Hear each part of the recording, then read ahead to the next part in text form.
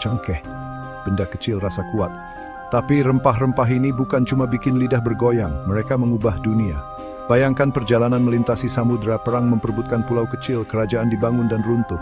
Semua demi rasa yang berbeda, sesuatu yang istimewa. Berabad-abad kepulauan Indonesia yang dulu disebut Nusantara menyimpan rahasia.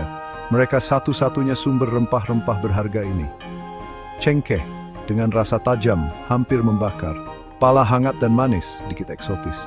Ini bukan sekadar rasa. Mereka adalah keajaiban obat dan cara hidup. Dan seluruh dunia, mereka terpancing. Raja dan ratu, pedagang dan penjelajah, mereka semua ingin ikut andil. Perburuan rempah-rempah memicu reaksi berantai yang mengubah segalanya. Bagi koki seperti saya, bahan adalah segalanya.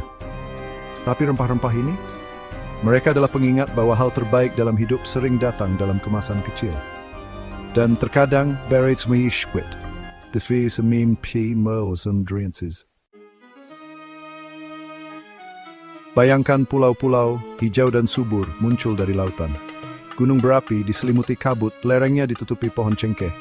Udaranya tebal dan berat dengan aroma. Inilah Maluku, kepulauan rempah-rempah, tempat yang memicu imajinasi dan membiayai kerajaan. Kepulauan Banda, titik-titik kecil di lautan luas, menyimpan harta karun lain pala.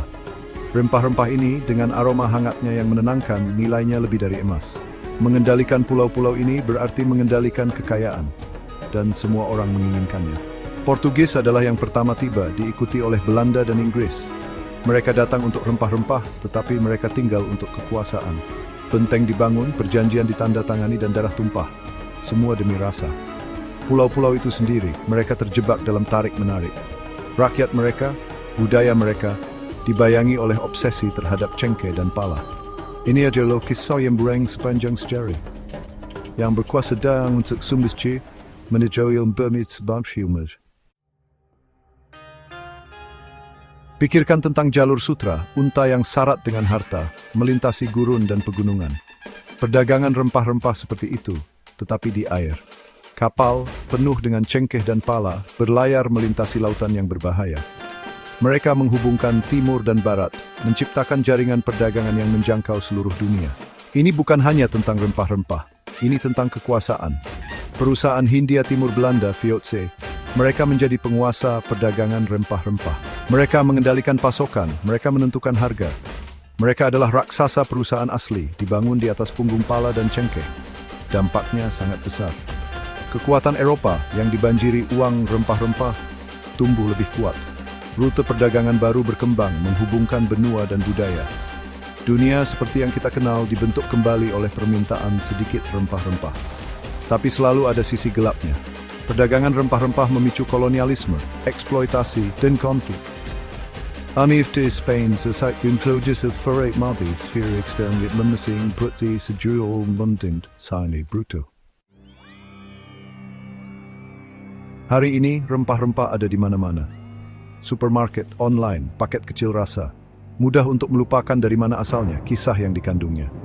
Tetapi di Kepulauan Indonesia, hubungan itu masih kuat. Rempah-rempah terjalin dalam budaya mereka, makanan mereka, keberadaan mereka. Bayangkan rendang, kari yang kaya dan dimasak lambat, rasanya kompleks dan dalam berkat campuran rempah-rempah. Atau pengobatan tradisional, menggunakan khasiat penyembuhan cengkeh dan pala. Tradisi-tradisi ini diwariskan turun-temurun, merupakan mata rantai hidup ke masa lalu. Kita hidup di dunia yang serba instan. Tetapi rempah-rempah mengingatkan kita untuk melambat, untuk menikmati. Untuk menghargai hubungan antara bumi, orang-orang yang menanam makanan kita, dan rasa yang berakhir di piring kita. Jadi lain kali Anda menggunakan sedikit cengkeh atau pala, ingatlah pulau-pulau, sejarah, pengorbanan.